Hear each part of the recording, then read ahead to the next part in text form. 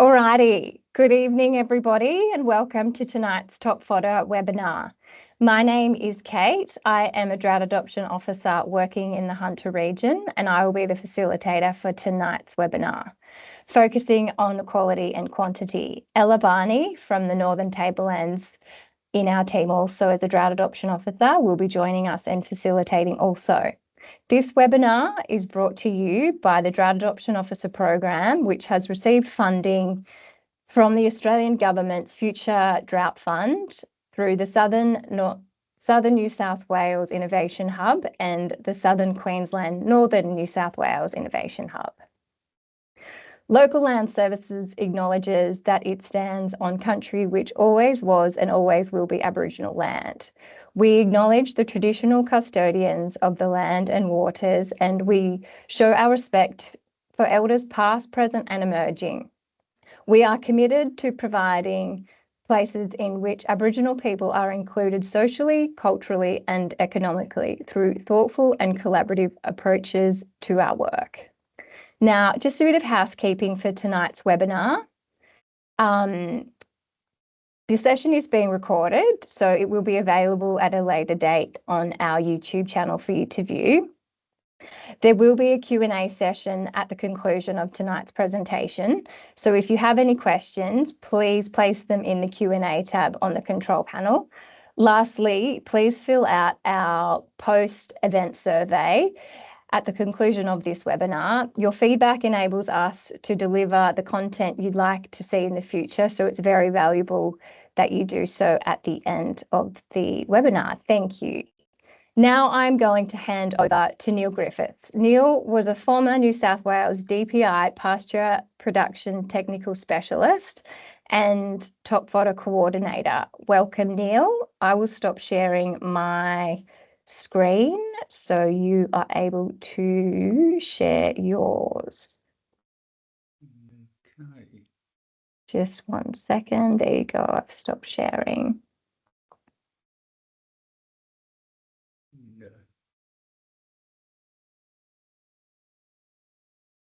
Oh.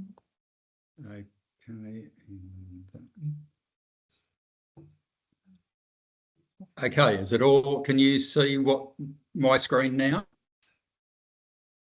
Yes, Neil. I think you might just want to go back a slide, but we are. Yep. Yes, we're good. Yep. We've got it in presenter mode. Okay. Thank you. Great. Thank you very much, Kate, and thank you everyone for your interest this evening.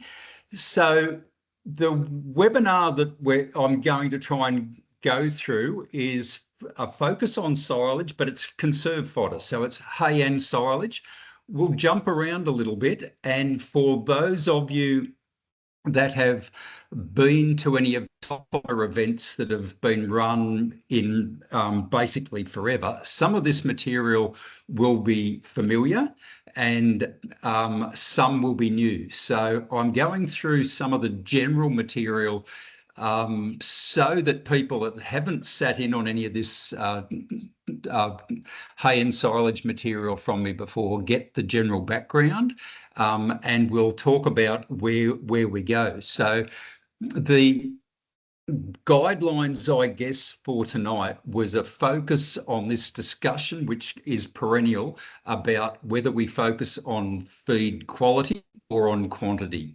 What's more important, to have a shed full of hay, of any hay, or to have focus on good quality, whether it's hay or silage? So we'll be going through that, and then there's other bits and pieces that will flow on from it, all with that quality quantity theme throughout what we're doing. So I might just get started right back at the basics, I guess, with, is there a role for hay on the farm?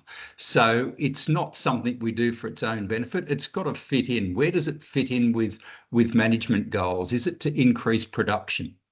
Is it a risk management thing that you want to avoid the risk of getting weeds or other problems by buying in feed from other areas when you need it? Risk of running out of feed and having to destock and those sort of things. So just having a clear idea exactly why we're doing it. It's not just for the sake of making some silage. We've got to have an end use. Do we have surplus forage available for silage or hay production?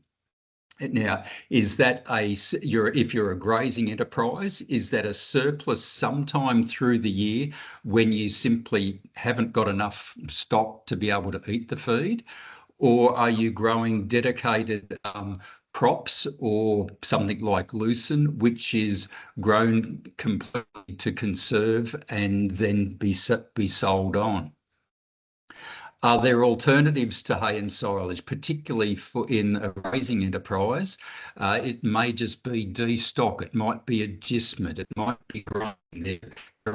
We have to go through all the alternatives, and we're only interested in making hay or silage if that's the next best thing we can do. Assuming that grazing is our most profitable exercise, then if hay and silage is the next best thing we'll do, let's do it. If there are other alternative ways of managing feed supply or etc., then we'll see which ones are going to be the most cost effective. It's not always cost, but sometimes there's a risk factor. Sometimes it's for security, might be a safety thing. A lot of people will feed hay simply that it's safe.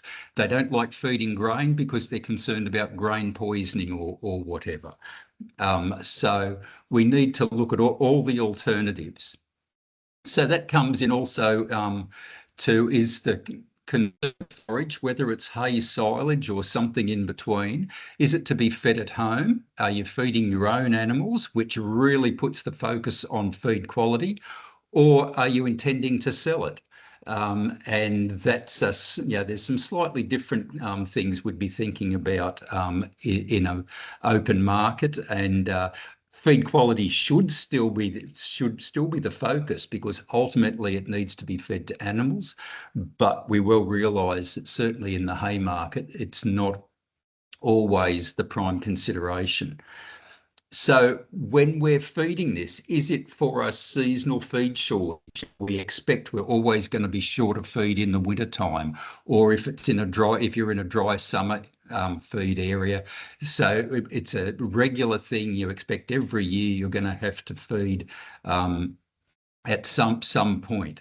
And that's slightly different to the long-term drought reserve, where we hope we don't have to use it. We're keeping it for the day that we do need it. And in doing that, it's not just a drought reserve. In some areas, it may be for a flood, or heaven forbid, it might be in the case of fire. But it's that long-term, irregular, we're not certain when we're going to use it, but we know at some stage in the future, we're going to have a need for this feed. And for some people, it may be to improve grazing management. Now, this is particularly the more intensive enterprises, dairies and beef and or sheep that are into the intensive grazing. We're trying to optimise our pasture management, our pasture growth and production, by having good management. So when we get that spring flush, for example, we're able to stop that loss of feed quality, stop the feed getting rank and too mature.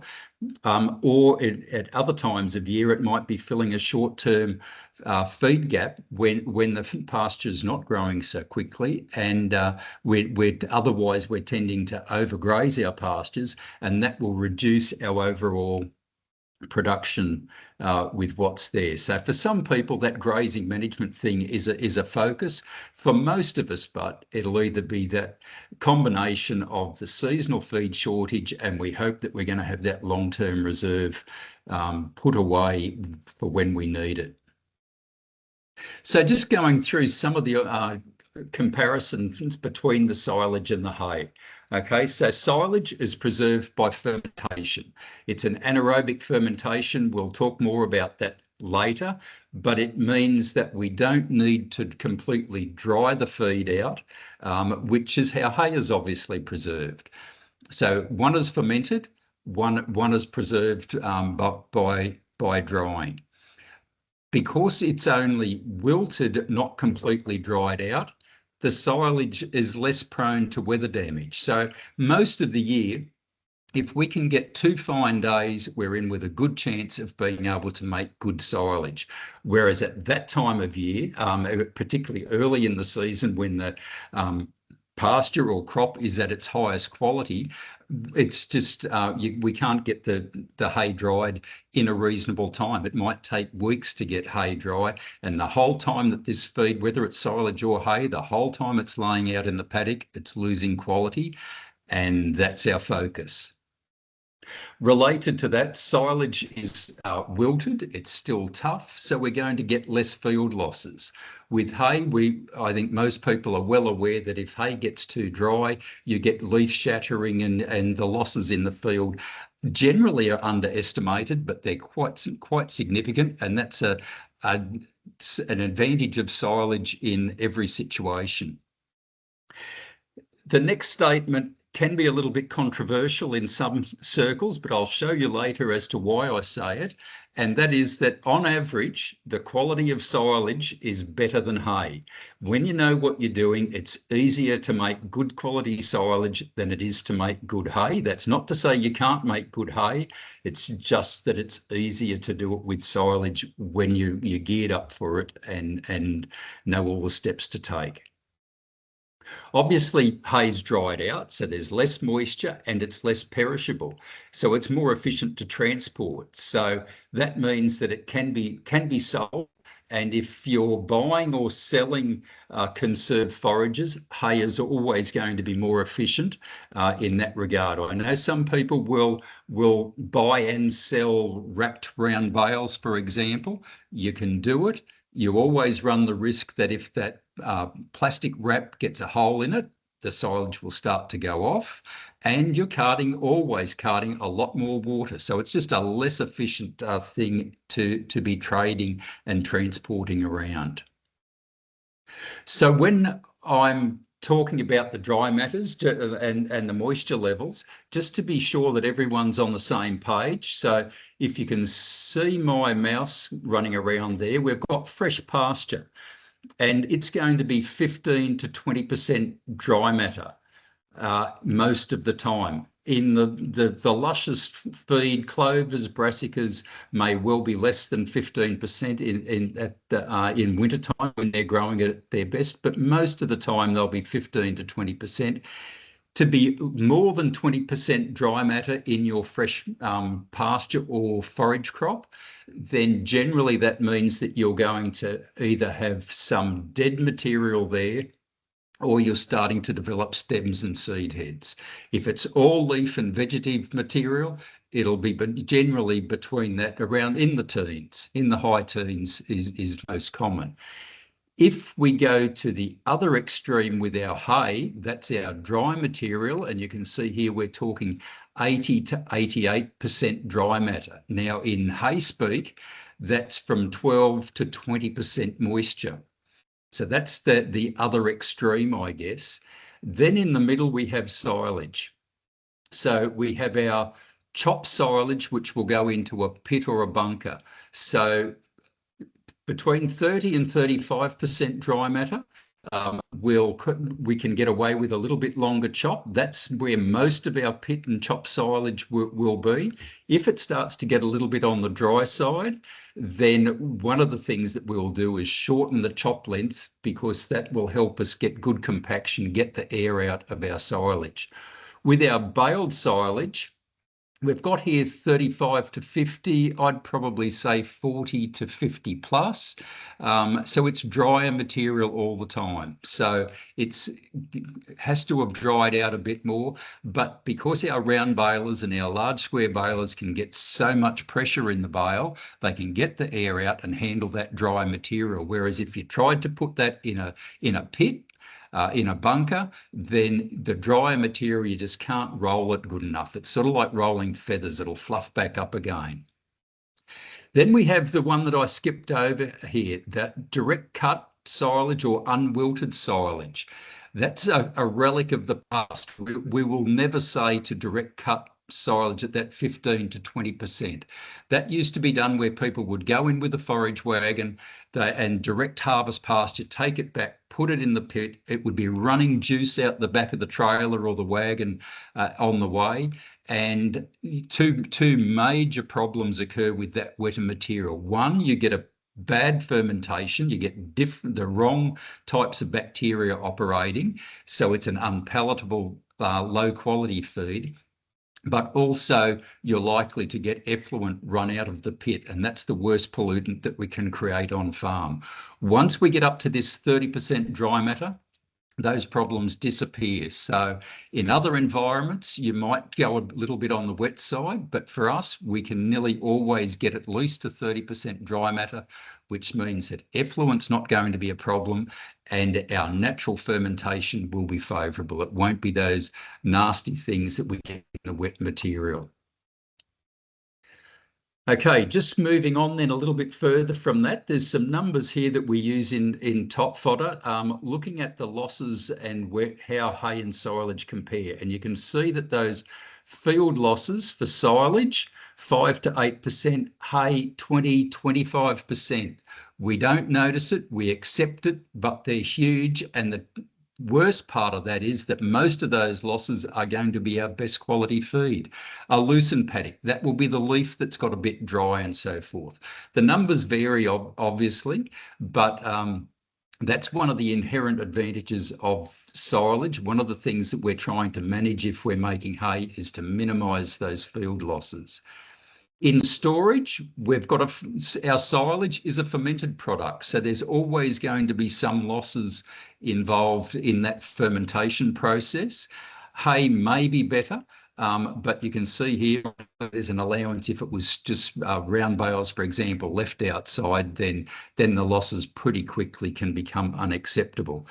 In feed out, there's no fundamental difference. You know, if they're good quality silage or good hay, stock will eat it. You'll have minimal wastage at feed out. If it's poorer quality, those feed out losses can be 20 to 50% very easily. So we can see either our best case scenario here with our silage, we're looking at about the 15% of losses, and with hay it can be much more. I said earlier that on average it was easier to make good quality silage than hay, and this is an example why. So this is some numbers from Feed Test in Victoria, looking at the 2022 season and all the samples they had in for grasses. And you can see that if we look at the ME of the feed, on average, silage was significantly higher than hay. For protein, the same. Fibre, the silage has lower fibre. So on average, that's why we're saying it's easier to make good silage. Now, those numbers similar numbers come out of Wagga, different seasons, different crops. The trend is nearly always the same. The important thing to recognise, is that's an average. Over here with our range, doesn't matter whether we've got looking at the hays or the silages going through the lab. Some of them are wonderful feed quality and some are terrible. And we'll look at the effect of that on profitability in a moment. But the range is huge, so we can make some very good hays, but on average, it's easier to make good silage. That's for two main reasons. That often the silage can be cut when the pasture or the forage is at its best quality, whereas for hay, often we'll let it go a little bit more mature because we're waiting for the weather to warm up and for drying conditions to be better, so it's not as good to start with. And also those field losses that we were talking about. Silage inherently will have less field losses, and it's always the best quality that we lose. So there's a couple of fundamental advantages with silage, but if you're doing the job right, conditions are right, we can make good quality hay, we can make good quality silage. So a couple more questions about hay and versus silage. One is that silage can be a more effective weed management tool. So if we're looking at integrated weed management and herbicide resistance and so forth, silage has a couple of basic advantages. One is that often it's going to be cut earlier than hay, as we've been talking, and the weeds may not have set seed in the first place. So there may be less weed seed there. Also, in that silage fermentation, particularly for our grasses, but some of the broadleaves as well, that the acid that's produced in our fermented silage can affect the viability, the germination of the weed, of the grass seed particularly, but of the weeds, and that reduces the weed carryover as well. The downside from silage is that by cutting early, if the season's good enough, we may well get regrowth and the weeds may have another chance at setting seed. So it's not all perfect by any means, but there are some advantages there that we can take advantage of if we need to with our integrated weed management. One of the other differences is that covered silage, and with covered silage, I mean covered by dirt, not just plastic, but if it's covered by dirt, it's more suitable for long-term storage, whether that's for drought, with a fire, if it's a pit that's been covered in dirt, fair chance you're going to not have a problem. And the flood risk, again, it'll carry over. Now, bear in mind that all silage is going to be damaged by flood. So we want silage stored above the flood level if you have a choice. Some areas I know you can't get out of the flood plain, in which case you're not going to be digging a hole in the ground, you'll be putting a bunker above the ground. But where we can, we want all hay and silage up out of it. But there's some basic advantages there with that covered silage when we don't have any plastic exposed to sunlight. Also, when we get mice and so forth, and in some cases, be it pigs or whatever it might be, less prone to vermin attack. So if it's well covered with dirt, that gives that extra layer of protection from problems. Wrapped bales for our silage are very convenient, but they tend to be short term. So anything that we can do to protect that plastic wrap from sunlight or other damage will extend the life and the flexibility of that wrap silage. So I guess ideal for annual, seasonal, short term, we expect we're going to have to feed in wintertime. Wrapped bale's fine for that, but if we get a surplus and we hope we're going to be able to store for a longer period and maybe that drought reserve, that's going to run into problems as with the long-term storage. There are things that could be done to cover that those wrapped bales and protect them if we're looking to set ourselves up for longer term. Righto, change of focus at the moment. So what can I store as silage? We're focusing on our silage at the moment. And I've said there, we can make silage out of anything. Just that some things are easier to make than others, and we're going to focus on whatever we can grow best on our property. So a lot of the silage information you see will focus on maize. Maize is generally accepted as being one of the best crops, one of the most productive and highest quality silages we can make. But if you can't grow maize, it's no use to you. So we're going to focus on what we can grow best, whether you're in the north, the south, where you are, whether it's a pasture or whether it's a crop. We'll focus on what we can grow best, what we can get that genuine surplus of feed at the best. Then we'll try and do the best we can out of that. And that's often a question of growth stage or maturity. Are we going to cut vegetative and leafy when it's going to have high quality? Or are we going to let it bulk up, maybe run to seed, got a lot more yield, but we haven't got the feed quality? And we'll pass at the moment, but just some crops are inherently easier than others to make into silage. So things like our temperate grasses and maize and our cereals tend to be relatively easy to make into get a good fermentation to make into silage. Whereas some of our tropical grasses and legumes, they're a bit trickier. We can make very good silage out of them, but we need to make sure the conditions are right and the management's right. So some of you will have seen this little diagram any of you that have done ProGraze, it's really just indicating a general thing. This one's for temperate pastures, so for our winter growing pastures, and it's simply saying that when we've got short, active, best quality growth, we won't have the yield or the quantity that we might need to conserve.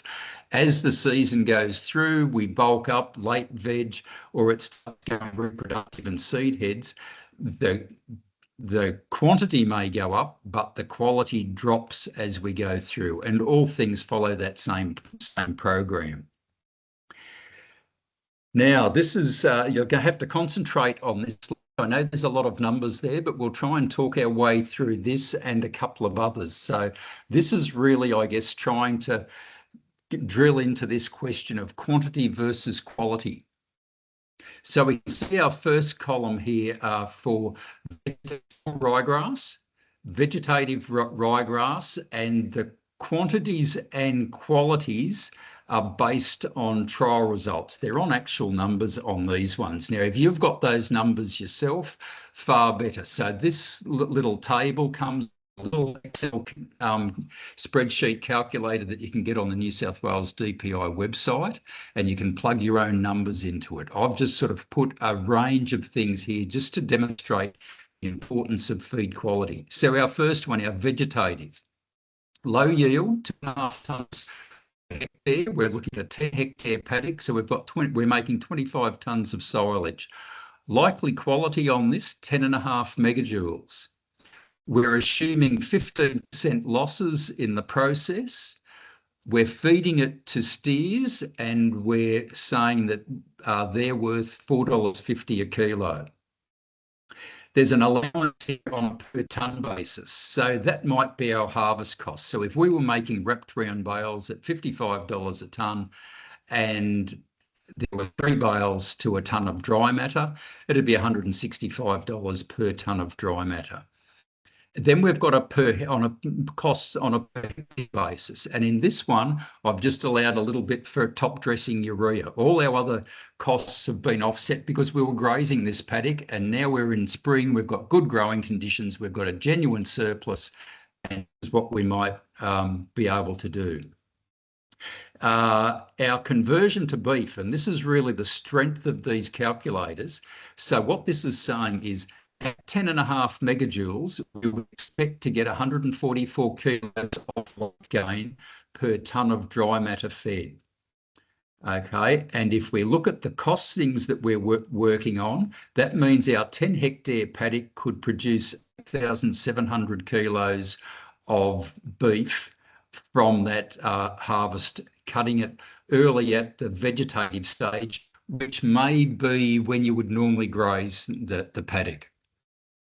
If we let it go a little bit later to our head emergence stage, so it's a little bit taller, where we might be able to see a couple of seed heads. It's in the ryegrass is in the boot stage. We've gained an extra tonne per hectare. So we've got a little bit more quantity. It's still going to be good, so good quality. So we've dropped our quality from 10 back to 10. Our losses and wastage are going to be similar. Our prices are all similar. So the value of the beef, the cost per tonne, the cost of urea is the same on all of them. But you can see here that we've lost 20 odd kilos of weight gain per tonne of dry matter in just 0.5 megajoule. We've lost an amount, but because the tonnage went up, our total profit on 10 hectares is now $1,000 better. So there's discussion around that. So I guess from our TopFodder perspective, this head emergence stage is often when we would say we'd like to cut ryegrass for silage. But there are some people that are very focused on their grazing management and regrowth, and certainly letting it bulk up like this, you'll thin the pasture out a little bit, you'll affect your regrowth a bit. So some people will choose to cut it earlier because they want, which is basically when they would be grazing, because they want to maximise their grazing potential rather than focusing on the silage economics. Now, if we go a bit further, Okay, next column over is for flowering. We've upped our yield now to 5 tonnes, but with our quality, we've lost a full megajoule. We're back to 9 megs on that one. And that may well be obviously a bit later in the season, and that may well be what it's like when you're making hay. Okay, so because in the last 2 columns, so we've got flowering and late flowering, they're both at similar yield. In the spreadsheet, you could play with those numbers and see how much yield you need to get to make up for a loss in quality. But we've got one at 9 megs, one at 8.5. I've increased the losses and wastage because at lower quality, though, the stock will always waste a bit more. Our costs are otherwise similar here. Value of beef is similar. I've dropped the cost to make it to $100. So basically, assuming hay, we're not wrapping, so I've dropped our cost there. That may or may not be what your costs are like. You'd need to put your own numbers in there. Same allowance for urea for top dressing.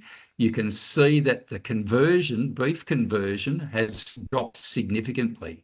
So we're back to 80 kilos here, and you can see that the increase, we're less profitable, but we're still in the ballpark at 9 megs.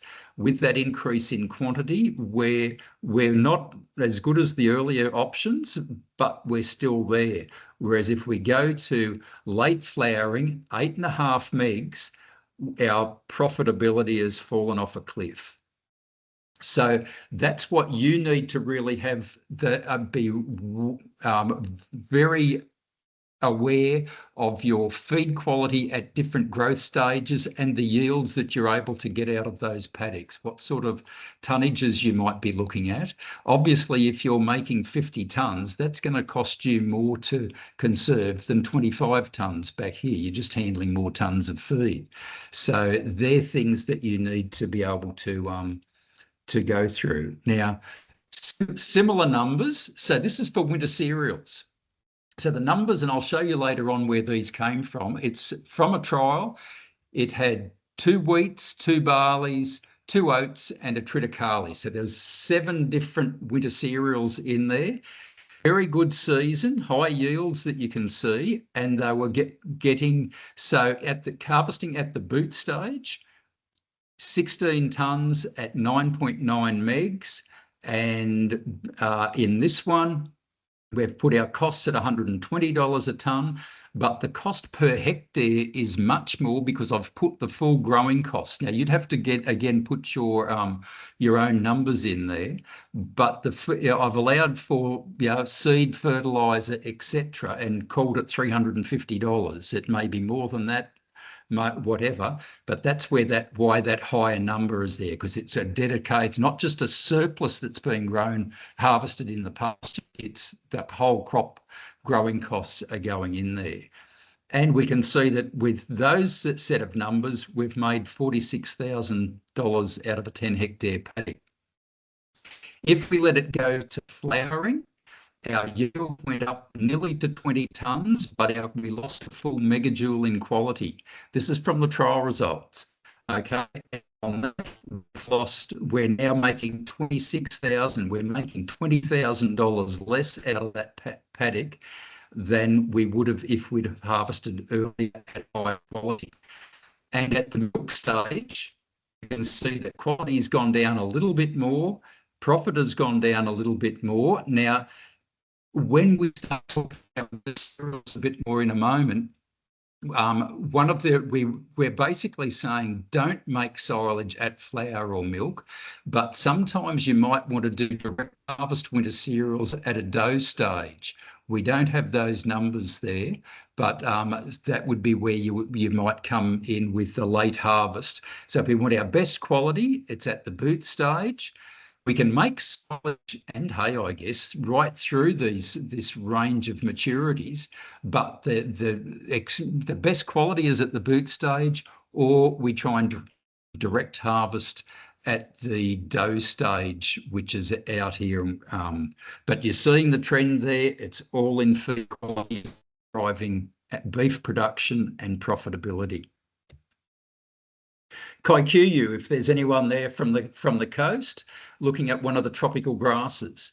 Okay, so again, we're on a 10-hectare paddock. If we cut it early, vegetative, going to quality, we've allowed 2.5 tons and we're getting 10 megajoules. And we've harvesting again back at wrapped bales. We've put a little bit more urea in here when our allowance per hectare, and we've made $6,000 out of that Kikuyu harvest. If we let it bulk up and we've said to 5 tons, we've dropped our quality in this example to 8.5 megs, and we're only making $1,000 out of that. This is feeding to steers, remember? And if we let it go bulked right up, we've had a really good summer. The Kikuyu's got away from us. We couldn't eat it. It's big and tall. We're allowing 8 tons per hectare, but our quality has dropped to 7 megajoules. Same costings throughout. You can see that at 7 megs on the equation we use here for conversion for beef, we're actually losing weight. It comes on this equation. It's about 7.2 megajoules is maintenance, where they neither gain nor lose weight. So at 7 megs, it's saying that we're actually going to go backwards a bit. So even though we've got 80 tons of hay or silage stored, it's only 7 megs, they're going to lose weight. Their bellies will be full and they can't digest it fast enough to actually gain weight. And because of the cost, because we're dealing with 80 tons at $165 a ton, we're actually losing $16,000. So that's a bit crazy to be making silage like that. The exception to that we sometimes talk about is if we had this paddock and left it like that, it's out of production for 6 months or something until this rank feed has been eaten through wintertime or whatever. So sometimes we might actually go through this exercise, hope it's a bit better than 7 megajoules, but just to clean the paddock up, just to go in and harvest that rank material so the paddock could be planted into ryegrass, or we'll get regrowth from fresh high quality Kikuyu coming through. So there's some management reasons there why we might ignore a little bit the costs of the exercise, because we just want to get that paddock back into production. We've had too much of a good season through the summertime. Last one is another tropical grass, looking at Rhodes grass. So 50 centimetres, vegetative. We've again got a yield of 2.5 tons. In this case, it's 9 megs, and we're making nearly $2,000 out of it.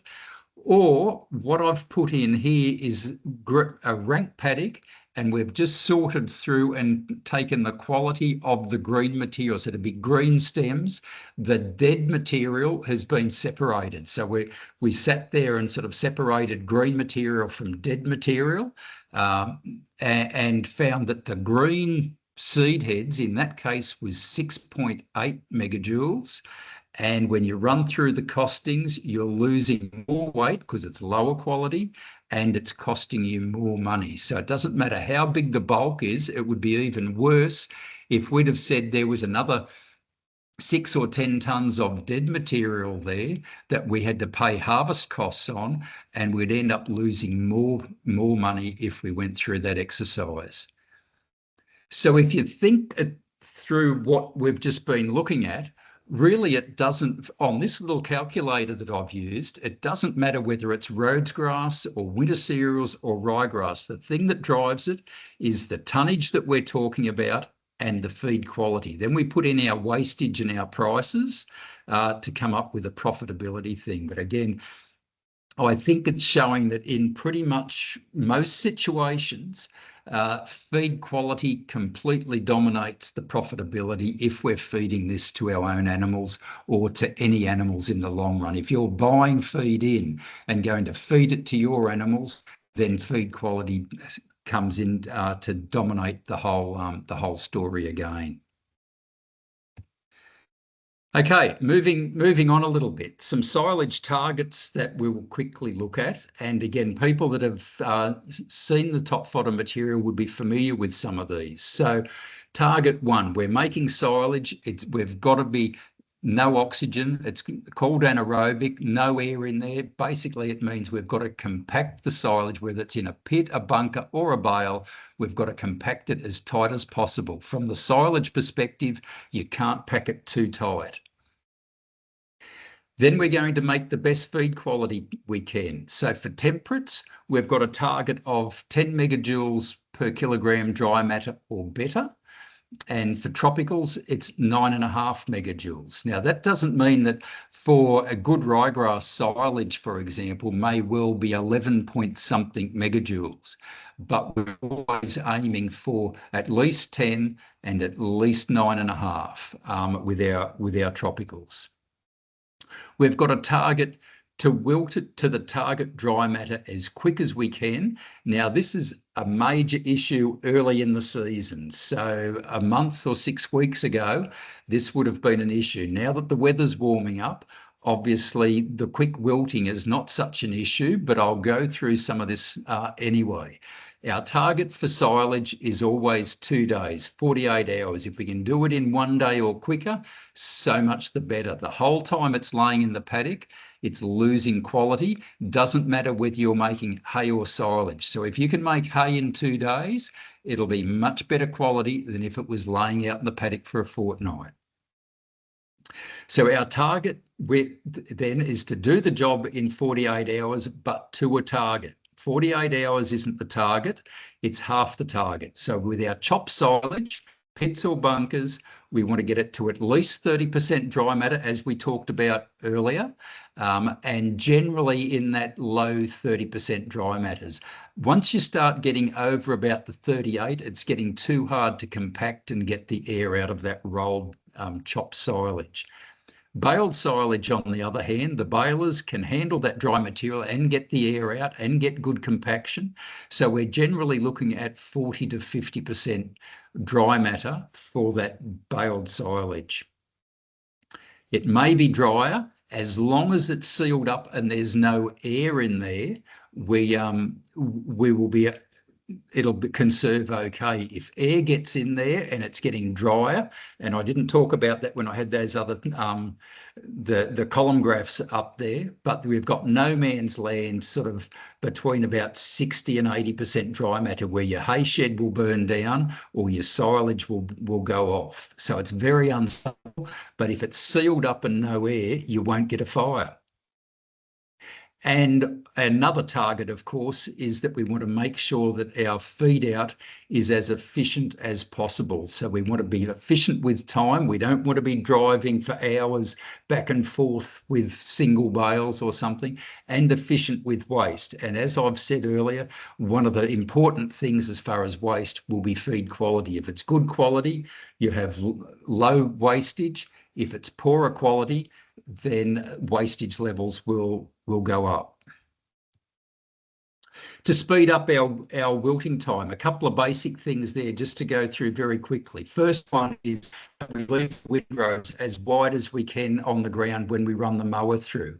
If we put it straight into a tight windrow, we've reduced the surface area, and remember it's drying on the surface down and it's much deeper. So we've got more wet material. So we've done everything we can to slow our drying rate down. So we want it as the windrow from the back, or the swath from the back of the mower, to be as wide as possible to maximise that surface area, minimise the depth of the material we're trying to dry. We'll use a conditioner where we need to, and most will be. So we'll either be using a roller conditioner, particularly where we've got stemmy crops like lucerne, like winter cereals, and we're trying to crimp that stem. If we're mainly dealing with grass pastures, we tend to use more flail type conditioners that will be abrasive on the surface of the leaf and speed up the drying time. The other thing that we'll do if we're trying to speed up the drying to get into that 48-hour window is use a tedder, basically to spread it, turn the wet material over, spread it out, maximize that surface area. Tedders can make a significant difference. Okay, just some trial results to show why we're saying to use the conditioner, use the tedder. So in this little bit of trial work that was done, you can see that the unconditioned, just cut with a mower, barely dried in 2 days, barely dried at all. Where a conditioner was used, we're up to 30% after 2 days, so we could put it in a pit if we had to, still way too wet to bale. Where the conditioner left a wider swath, it's dried even faster. So up to 35, we could almost bale that if we had to. But where we've used the conditioner and the tedder into the 40% after 2 days, we could have put it in a pit way back here after a day and a half, just to show that, that they're cumulative. So the conditioner helps, the tedder helps more. And general feedback is that using a tedder will save us cut about a day out of your wilting time. So that's one of the big things early in the season when we're trying to speed up that wilting time. Then using the tedder is mower conditioner first, wide swath, and then the tedder really makes quite a big difference, and you can cut a day or two out of your wilting time. And every time we can shorten that wilting time, we're going to get better quality in the end result. If you're haymaking, you've got all of those losses happening, and then much more as the hay is laying on the ground for a longer period. So changing approach now a little bit, thinking about our failed crops. So drought-affected crops, frost-affected crops, what do we know about those? For a start, drought, we obviously you see it coming. You've got a bit of time to think about what your options are, and they may be that you're going to graze the crop off. You might decide it's good enough to try and get grain out of it. And in some cases, you'll look at making hay or silage out of it. Now, there's a few special things with drought-affected crops so far as feed quality, which we'll touch on in a minute, but also we've had issues in the past, big issues in the past, with hay shed fires, that drought-affected crops, for various reasons that we're still trying to clarify, drought-affected crops seem to be more prone to catching fire, harder to wilt properly. And we'll touch a little bit more on that in a moment. Frost is a little bit trickier to work with, but every time you plan to do a bit of trial work on a frost, you don't get one. So, but it obviously occurs quickly, overnight, literally, and we don't know that it changes quality hugely in the short term. The main message with frost-affected crops is the early decision is the best decision. So if you think you're going to try and harvest, and in some cases frosted crops are a huge opportunity to put a bit of silage away, and some more so than hay, but those frost affected crops, they don't improve in quality. So as soon as you're sure that you've lost grain potential out of the crop, then straight in and try and chop it and conserve it is the best we can have. Now, I guess a call for help on that one a little bit, that if people are dealing with frost-affected crops, particularly paddocks which have a bit of variation in height, and some parts of the paddock have been frosted, others haven't, collect some samples of both and see about getting them analysed for feed quality would help build that bank of information about whether, how and when and where frost affects feed quality. That the more information we can get collected, the better off we'll all be in knowing how to manage those frost-affected crops and what effect it's going to have on our feed quality. Now, to focus on drought-affected cereal crops for the time being, one of the messages is that they're surprisingly, with the work that's been done, surprisingly high in energy, high in feed quality. So that's both energy and sugar levels. Water-soluble carbohydrates is the WSC that we've got up here. And the drought-affected crops are high in both. They are obviously related. And we also think that there could be some changes in the types of sugar. So that's not so significant from a feed quality perspective. High quality is obviously very important. From the hayshed fires issue, the amount of sugar and the types of sugar we think is one of the issues there where that might be predisposing those drought-affected crops to catching fire. That's simply high sugar, but it catches fire at a lower temperature. It's easier to burn. Not such a big impact on crude protein levels, so it's mainly on the sugar and the energy levels. And we'll touch a bit more on the shed fires in a moment, but there's certainly opportunity there in some situations to cut that drought-affected crop as hay. You could make silage as well, and if you make silage, then you don't have that. You deal with the shed fire risk because there's no air there, no air, no fire. But there's opportunities there in some situations. You'd probably want to graze first. If it's more than you're going to be able to use for other uses, then making it into hay or silage can be an option.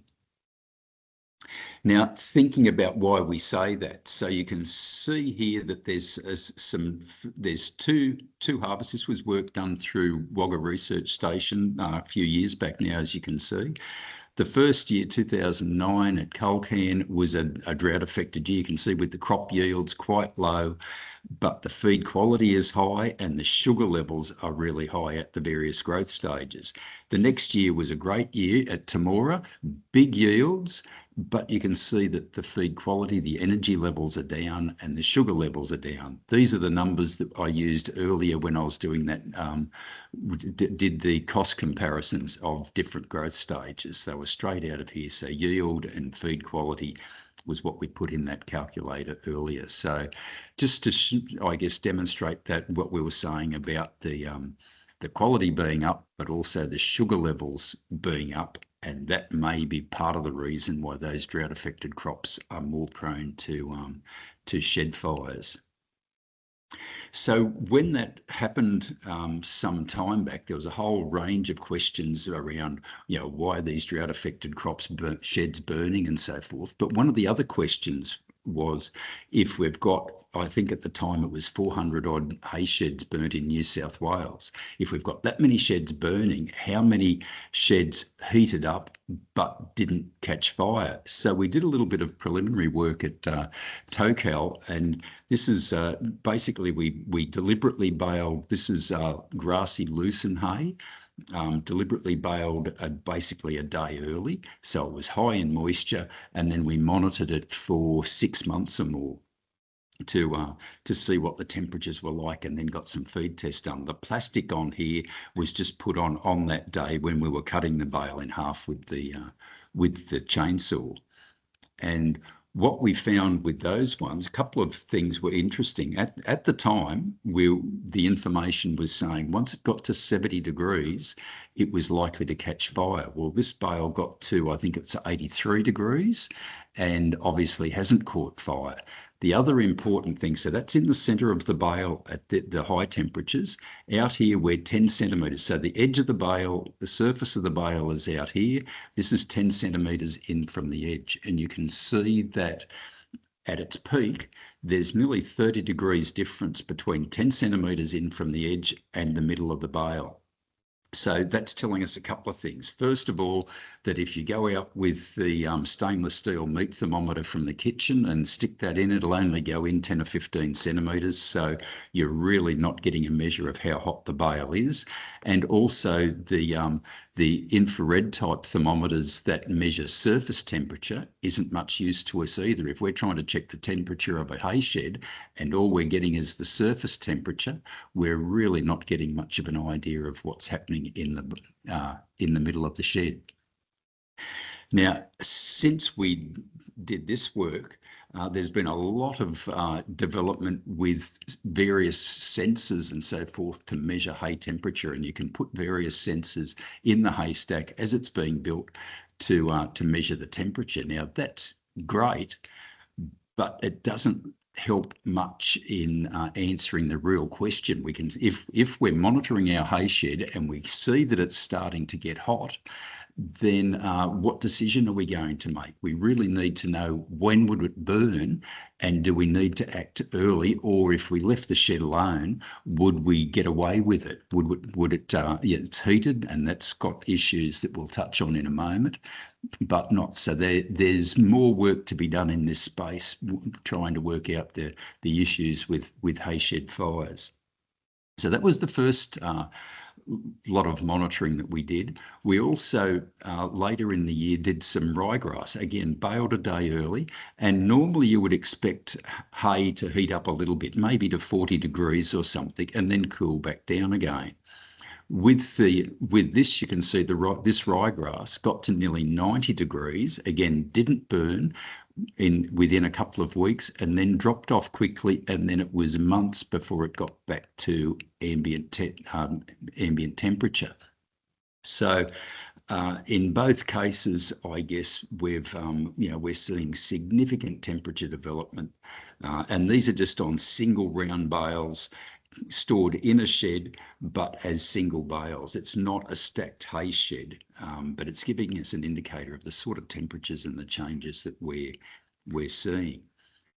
Then we get into some of the more interesting stuff. The temperature part of it is interesting. With this is just some samples that were taken from that bale as we looked at. So here, out of the windrow before it was baled, from the surface of the bale, and then as we went into the middle of the bale, it was hotter for longer, and it's almost charcoal in the middle of those ryegrass bales. But we had both the lucerne and the ryegrass analysed to see what's happened with feed quality, and we can see that the ME, the metabolisable energy, which is our main measure of feed quality, pre-baling, so out of the windrow, 9.8, and you can see here as we went into the middle of the bale where it's hotter for longer, we're down to 5.5. We've lost almost half of the feed quality, and from those earlier budgets that we were doing, we can see that anything under 7, stock are going to lose weight. So in the middle of the bale here, the energy level's just not good enough, even though it may be palatable. They might want to eat it, but it's going to be no good for them. The other one that was interesting as well, and in some ways more interesting, is looking at what's happened to the protein levels. The crude protein is 1%, started off 9.6, and you can see here that it's actually appears to have gone up. Now, remember that protein level, that protein measure is 1%. So as we lose dry matter, lose energy here, the protein's still there. So there's no more protein. It's just that as a percentage, it appears higher.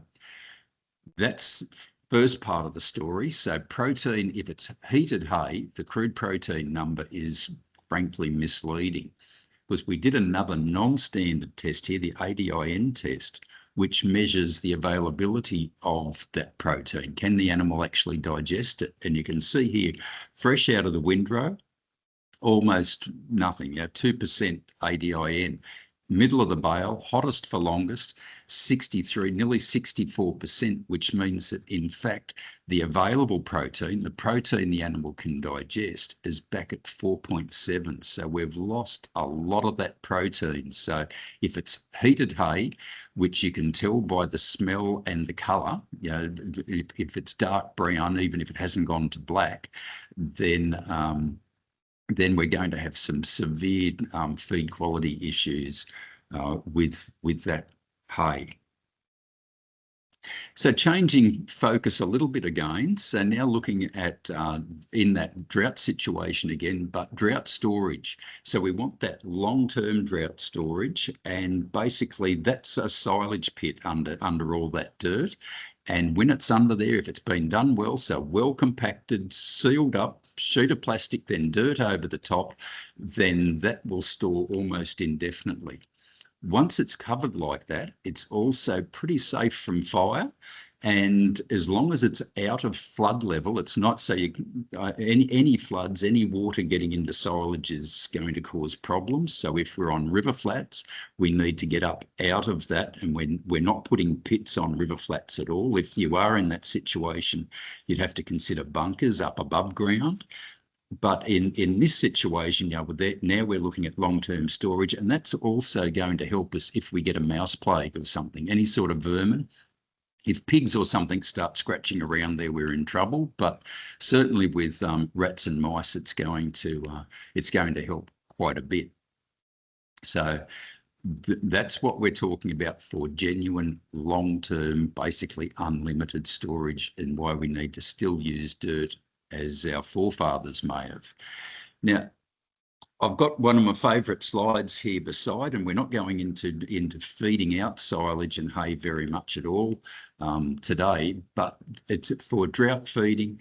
It's something that has a lot of potential for feeding beef cattle. You're not going to use this with dairy or sheep, but feeding beef cattle, self-feeding, is something that's done in other parts of the world still reasonably commonly, certainly been done in the past, and we've forgotten about. So there's opportunity there to reduce our workloads in some situations by having a self-feeding setup, either on a pit, or in this case, it's just a stack of bun on top of the ground.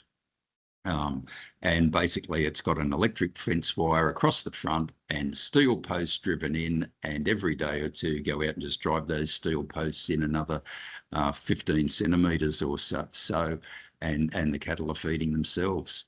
Low cost, quite simple. It's something that we possibly could use more widely than it is now.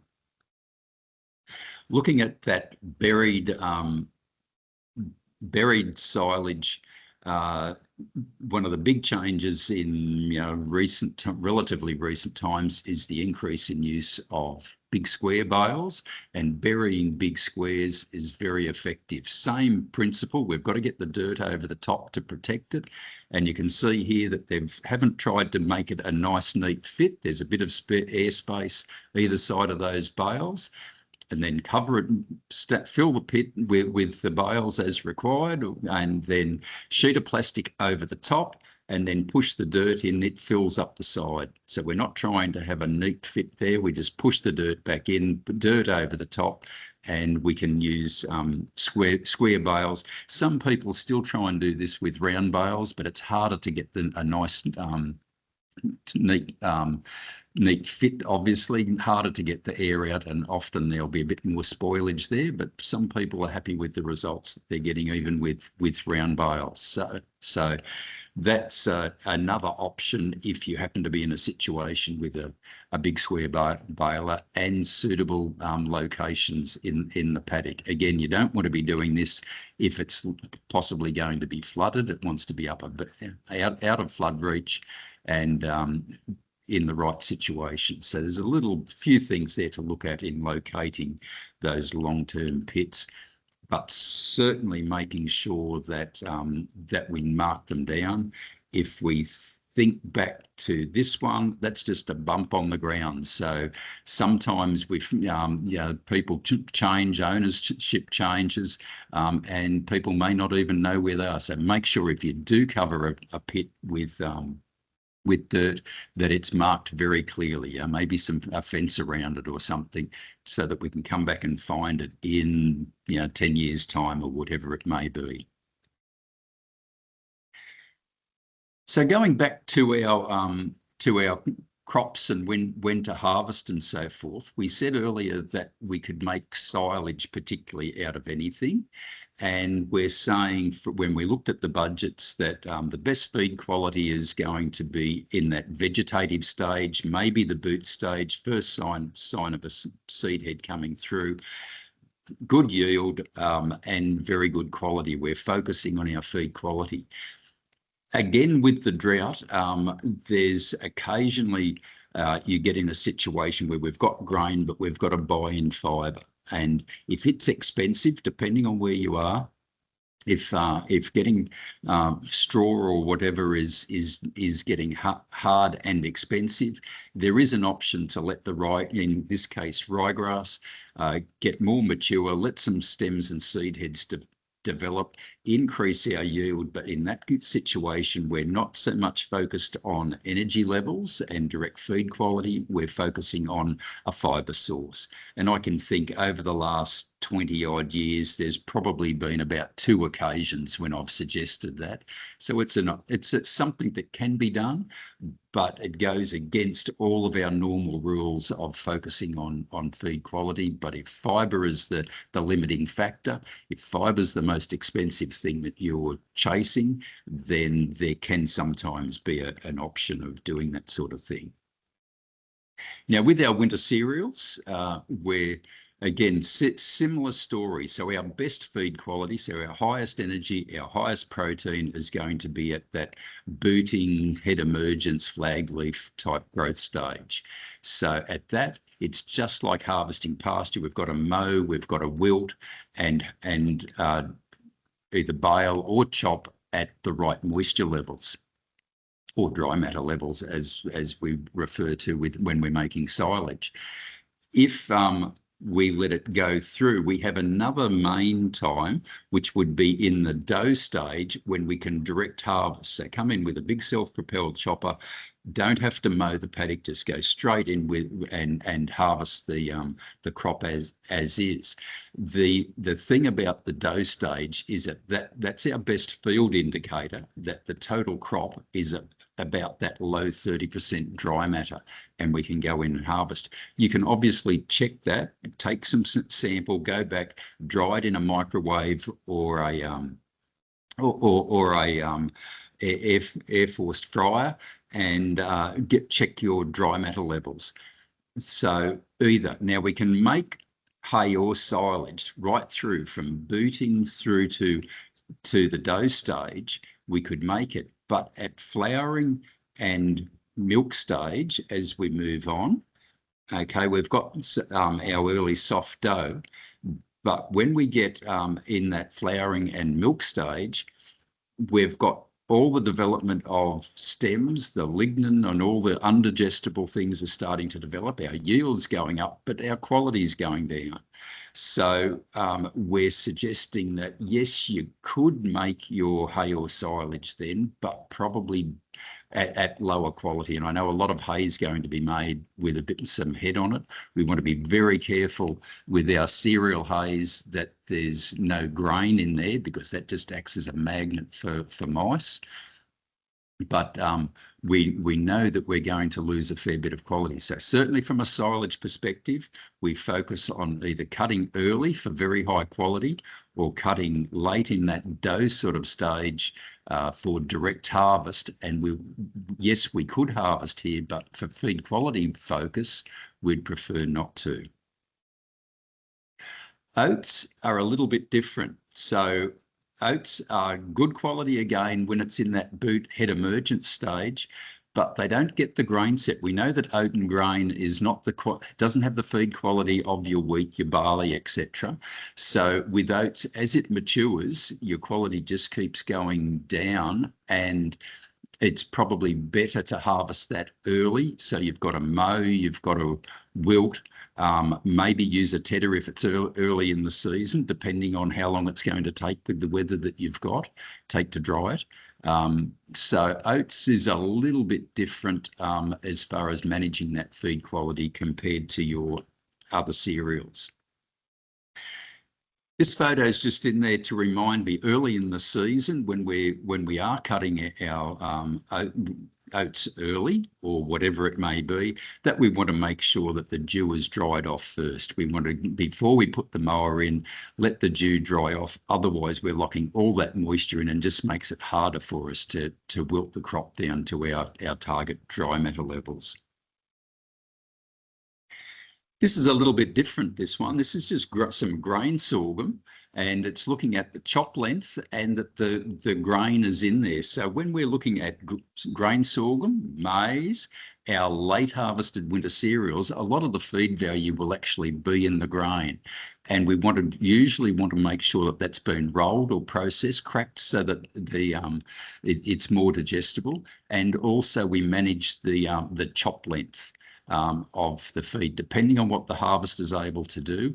We can, if it's getting on the dry side, there's a tendency to make it finer chop, which means it will roll easier, but there are some nutrition issues then with whether that fibre is effective in the rumen. So we want longer chop for effective fibre in the rumen, but finer chop to be able to pack it well and break up a bit of grain. So most of our self-propelled choppers, the big harvesters, will have a kernel processor in there, and we're going to end up with something like this, with whether it's maize, whether it's grain sorghum in this case, or our winter cereals. So thinking about some other storage options, we've got our wrapped bales, obviously, which are very convenient, but are the most expensive option that we're going to have, and short term. So ideal for that seasonal usage where we make it now and expect to feed it out within, say, 6 to 9 months. Within the year, wrapped bales are fine as a production feed. For a longer term storage, anything that will protect those bales, anything that will keep the sun off particularly, will extend the storage life of those bales. So putting them in a shed, covering them with a tarp, all things that can extend the life of those bales. Putting extra layers of wrap on will help extend the life of those bales if you think you might be able to keep them for 2 or 3 years. Normally 12 to 18 months will pull them up, and then the plastic starts to break down. But certainly at a very popular option in some areas to use our wrapped bales. There's a whole range of issues then with plastic disposal and the number of layers and the amount of stretch that we use, and making sure that plastic is used to the best it can be. One of the other options some people are using are the inline wrappers. So one of the advantages here is that we're halving the amount of plastic wrap that we're using. Different machine, more expensive than a round bale wrapper. An inline wrapper can do both round and square bales. So there's, again, some nuances with how and where we're going to use the inline wrappers, but they are an option and they're popular in some areas. Big advantage is that we halve the amount of plastic, which is a direct cost saving, but also getting rid of that plastic wrap can be an issue. So if we halve it, we've reduced the waste disposal problems that we may have. So coming back to our theme of quality versus quantity or yield, is there a trade-off? And we're suggesting that with our pastures, often there's not a trade-off. Often we can cut early for high quality, and then get regrowth, which will make up the yield difference that we may have had compared to a later cut. With our crops, definitely, we only get one go at it. So you cut early with a lower yield, that's what you've got. You don't get any regrowth. We're not expecting that. So we've got to decide what quality do we want versus the yield. And that all comes through to, what's our end use? What do we need? Are we feeding our animals? Are we selling it? What does the market want? What do we need? So definitely with crops, it's a choice between quality and yield often. But with pastures, not always, depending on where we are in the season, what the regrowth is going to be like. So thinking a little bit more about dry matter, we've talked about the dry matter levels that we have for hay, standing feed in the paddock, and then for our chopped silage in pits or our baled silage. But with now focusing on our chopped silage in pit, mostly, okay, when it's too wet, so that means when we've got less than our 30% dry matter, the risk of effluent, of juice running out of the pit is high. Yeah, and that's our pollutant, and also that juice is containing soluble sugars, soluble protein, that so we're losing quality if we get that effluent running out of our pit. Obviously, if it's on the dry side, not an issue, and that's where balers may well be able to handle drier material much better than going into a pit. Our fermentation, if it's at the ideal stage of dry matter level, then we're naturally going to get good fermentation. We may get an even better result if we use an inoculant, but that's a separate story again. If it's too wet, we're not only losing the effluent, but we're at high risk of getting bad bugs, if you like, different types of bacteria that will have a poor fermentation. They don't produce the lactic acid. They're not going to store as we want, and in some cases it's really quite smelly and unpalatable type feed. Too dry, and we're not going to get fermentation, full stop. Okay, and that's a difference between our chopped pit silage at the 30-odd% dry matter compared to our bales at 40-odd% dry matter. You just don't get as much fermentation. So in some things, there are fundamental differences there between our pit silage and our bales. What we're most interested in is how we've conserved the feed, and if it's good quality, it's going to be good quality and productive. But there are differences between the two different things, particularly in the amount of fermentation that may happen. With our compaction, and remember, that's one of our focuses, that's one of our targets, to get all that air out. Obviously, if we're at our ideal for pit silage, it's easy. Wet, it's not a problem, but we've got these other problems up here. On the dry side, it gets really hard to get good compaction in a pit, but that's where the bales have the advantage. And also field losses that we talked about earlier. As we get in the drier material, they start to get higher and higher and higher. So when we're at the ideal or the wetter material, it's quite tough, and our field losses usually are minimal. So another option we have, sort of where we either haven't got the right situation to bury our silage, or we think we're going to use it within the next year or two, is to cover with sheet plastic, special silage, UV stabilized silage plastic. And there's various developments in the plastic fronts, the types of plastic and how good they are at sealing up pits. But this is just another example of a low-cost option to get started. Okay, and it's really just finding a clear site, hopefully with not completely flat, little bit of slope so that any rain or moisture will run off. And that's about it. There's no big capital investment in this one.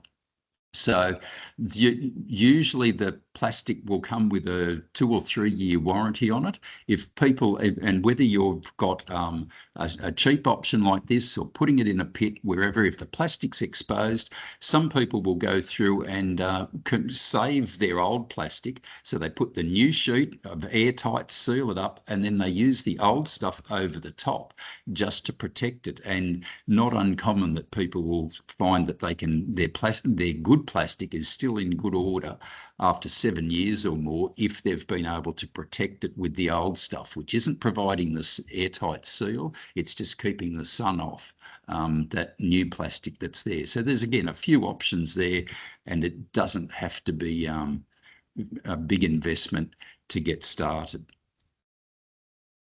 So thinking then about that, back to the drought situation, thinking about what our choices are, what the decision making might be if we think about our crops. So if we've got potential for grain, then if it's a good yield, obviously that's what we're growing it for. That's what we'll do. If we've got our drought-affected crop, there is some grain, but the yields are low, or cattle prices are high, grain prices are low. In some situations, we can think about other uses than taking it. If we've got minimal grain potential, we go over here. So option one may well be to graze, but if we've got too big an area for the stock numbers that we have, we can consider conserving it either as hay or silage. And we've talked a little bit about the pros and cons of going down that route. It's at a cost. It may mean here that we need to store it for a year or two, which is fine if you're a mixed farm and you're going to feed it yourself and you want a drought reserve anyway. If you're a grain producer that basically budgets on and being able to sell your crop annually, then there's a few other considerations to go into there. And if we are going to sell and trade, hay will always have the advantage. Remembering that if we follow it through our decision tree, that if this is drought-affected hay, we've got to be careful about how to manage it. And if you want more information on the things like hay shed fires or the heated hay that we were talking about earlier, there are some information sheets on the New South Wales DPI website that goes through some of that information in a bit more detail. So just to finish off, go back to some dollars and cents, which is sort of where we started in some ways. And this is looking at how much, using those calculators that we used earlier, how much can we afford to pay for hay or silage if we're buying in feed, or if we're making it ourselves, and we've got to know how much it's costing us to make the feed, to store the feed. We've looked at different feed qualities and different costs. And in this first slide, we're assuming that cattle are worth $3 a kilo, and we're assuming a consistent 15% wastage. Now, we've talked earlier that at lower qualities, the wastage is likely to be higher. At higher quality, wastage will be down in those lower, maybe 15%. We can't eliminate it, but we can minimise it. And you can see here that if we're making, we'll start at the low end first, if we're making lower quality 8 megajoule feed at $3 a kilo, doesn't matter how cheap it is, we can't make money out of it. If we're just looking at it for weight gain and for prices. Now, the budgeting might be slightly different for drought feeding, but the fundamentals apply there. Equally, if we get up here at 10 megajoules, we can't help but make money out of it, even at $300 a tonne of dry matter. Okay, so we're still covering our costs and making a little bit. So, feed quality has a huge impact on the amount of weight gain that we'll get, the amount of production that we'll get from the feed, and that limits what we can afford to pay. Final slide, doing the same exercise, but we've put our beef prices up to $5 a kilo. And this one, instead of $300 a tonne, I've run it through to $400 a tonne.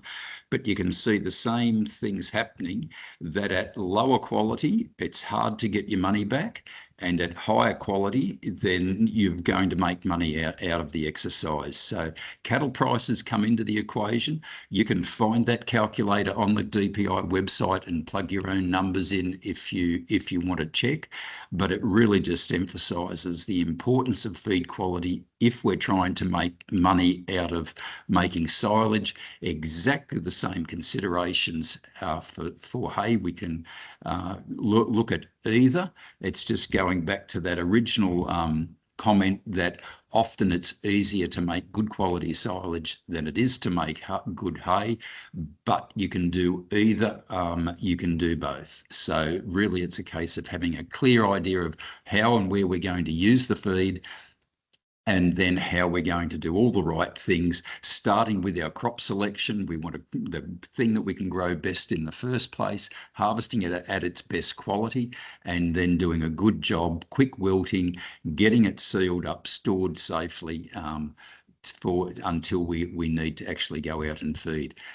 Feeding it out is another story for another day, but we'll leave it there, looking at where we're at with quality versus quantity and a few of the things that start to be considerations in that decision.